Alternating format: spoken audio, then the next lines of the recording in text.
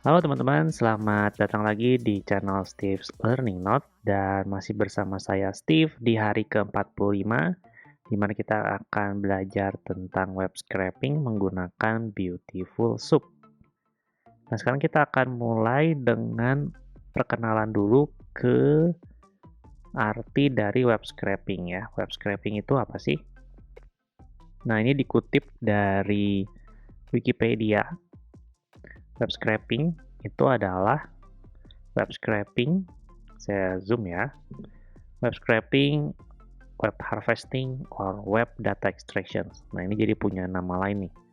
Web scraping atau web harvesting atau web data extractions adalah data scraping used for extracting data from website ya. Jadi dipakai untuk mengambil data dari website. The web scraping software may directly access the World Wide Web pakai HTTP. Oke, jadi software-software yang bisa melakukan web scraping bisa melakukan akses ke website-website itu langsung lewat HTTP atau via browser. Ya. Nah, meskipun dilakukan secara manually by a software, biasanya term web scraping ini merujuk pada proses otomatis yang dimana mengimplementasi sebuah bot atau yang namanya web crawler. Jadi bot atau web crawler ini tujuannya ya untuk melakukan web scraping. Di mana tugas dia adalah mengcopy data dari sebuah tempat gitu ya, sebuah website. Oke. Disimpan di dalam sebuah local database atau spreadsheet untuk kemudian nanti bakal dianalisa lebih lanjut sesuai dengan kebutuhan gitu kan. Nah, jadi web scraping ini involves apa nih? Melakukan fetching terhadap web page, ya, di-fetch, diambil, dan diekstrak data yang kita mau pakai nanti untuk tadi analisa ya, berarti. Fetching is the downloading of a page. Jadi fetching itu ya mendownload satu halaman website itu.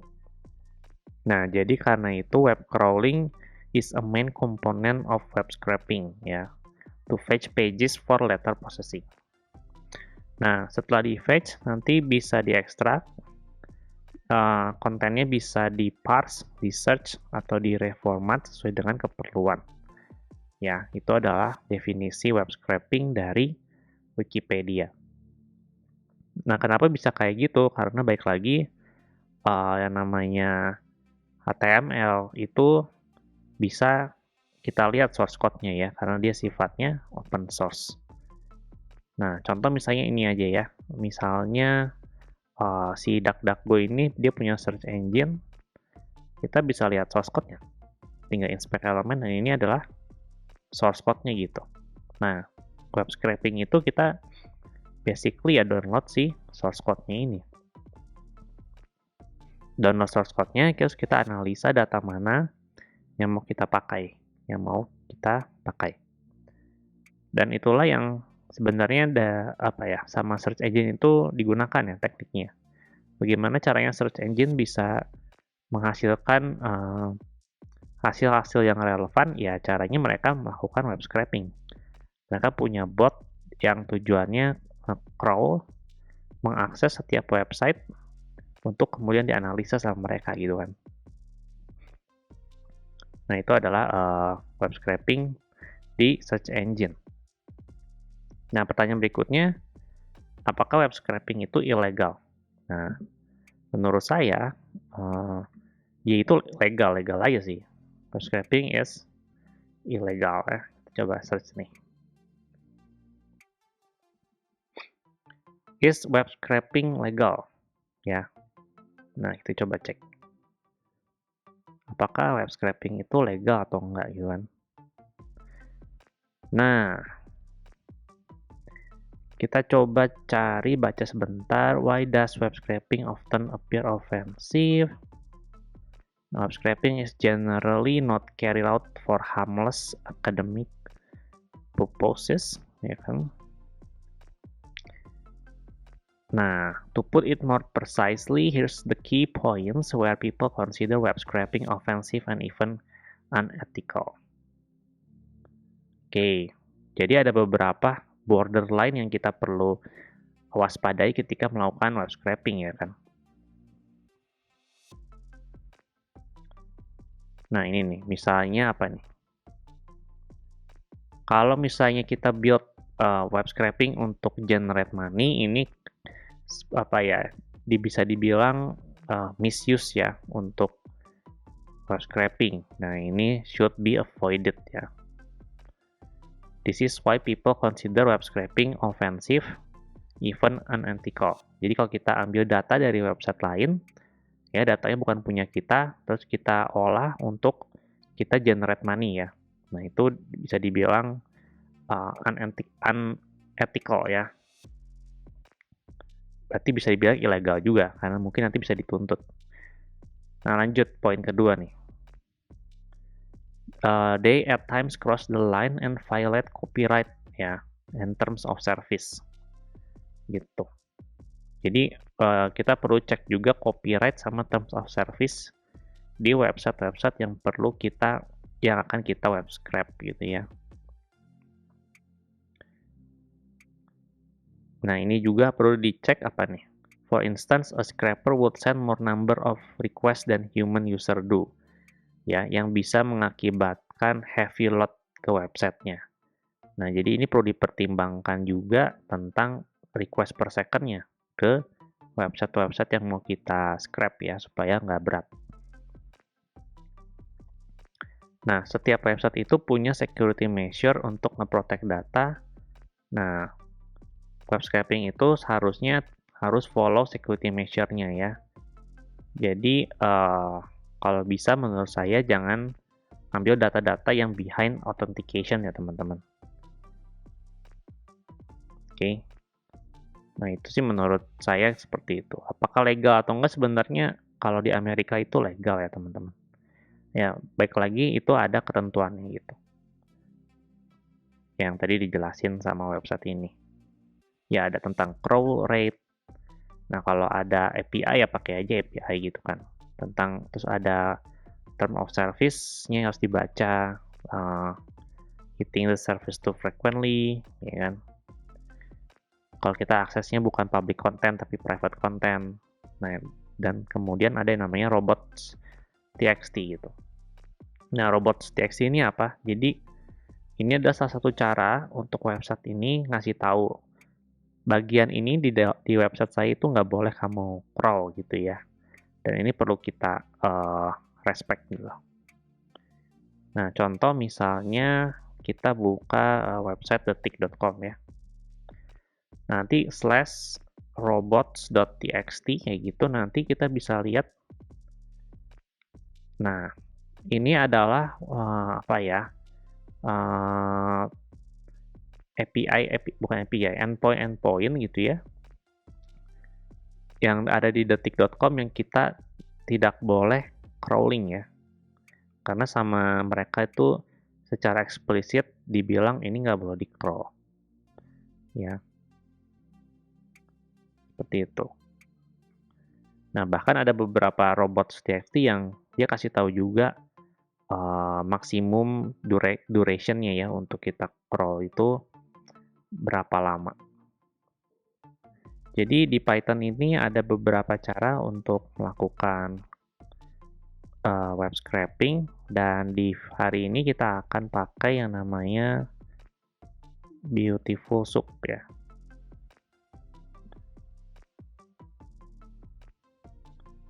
Beautiful Soup Python. Nah, yang ini ya.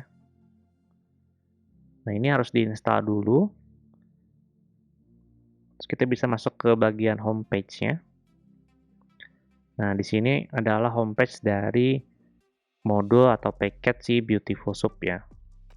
Dan kita bisa pakai ini untuk melakukan web crawling, web scraping. Nah, kita masuk ke documentation-nya. Nah, di sini cara kerjanya sebenarnya simple. Jadi kita cukup import aja si Beautiful Soup-nya. Terus kita initialize objek baru dari kelas Beautiful Soup. Kita masukin dua buah parameter. Yang pertama adalah si dokumen HTML yang mau kita parse ya, kita fetch, kita analyze. Dan yang kedua ini adalah parser HTML-nya. Nah, by default Python ini udah nyediain HTML parser. Nah, tapi ada juga katanya di sini third party yang nyediain parser ya. Installing a parser. Gitu ya. Ini untuk memparsi HTML-nya. Nah, jadi kalau kalian nanti coba di sebuah website yang ketika diparse menggunakan parser bawaannya Python itu nggak bisa, kalian bisa coba install parser dari third party lain ya. Ini ada HTML5 flip parser dan lain-lain. Ini bisa kita coba. Nah, sekarang kita akan coba demo. Ini saya sudah buat ya. Jadi kita akan coba masuk ke detik.com. Oke. Nah, ini ya, website yang banyak iklan ya. Nah, ini kita akan coba ambil indeks beritanya si detik.com ya. Nah, di sini ada link ke indeks berita, diklik. Nah, kita akan coba ambil list dari indeks berita yang ada di tab news ya. Ya, jadi yang ada di daerah ini ya. Kita mau ambil, kita mau print title beritanya dengan linknya dengan menggunakan Beautiful Soup. Nah, caranya yang pertama tadi kita import dulu si Beautiful Soup-nya ya. Nah, terus karena kita mau ambil halaman ini, jadi kita perlu kirimin dulu get request ya ke URL ini, newsdetik.com/index ya, yang ini. Jadi kita request.get dulu, terus kita masukin si .text-nya ke dalam variabel namanya html.doc. Nah, .text ini apa? .text ini adalah semua yang ada di dalam source code-nya ya, kontennya, yang dibalikin sama servernya detik.com. Oke, jadi HTML.doc ini kita masukkan ke dalam objek dari Beautiful Soup. Nah, di sini kita pakai default HTML parser. Nah, lanjut kita kan mau ngambil si list of articles ya. Caranya gimana? Pertama, kita perlu tahu dulu dia ditaruh di mana. Caranya, kita inspect elemen. Nah, kita lihat di sini, oh dia itu ditaruh di dalam, nah ini agak di atas, nah, sini ya. Nah, yang ini ya berarti.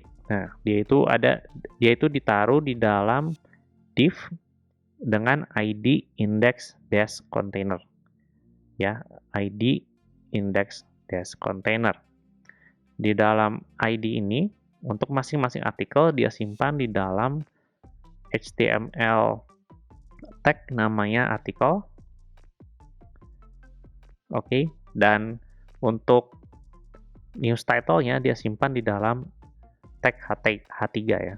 H3 dan dalamnya ada anchor tag.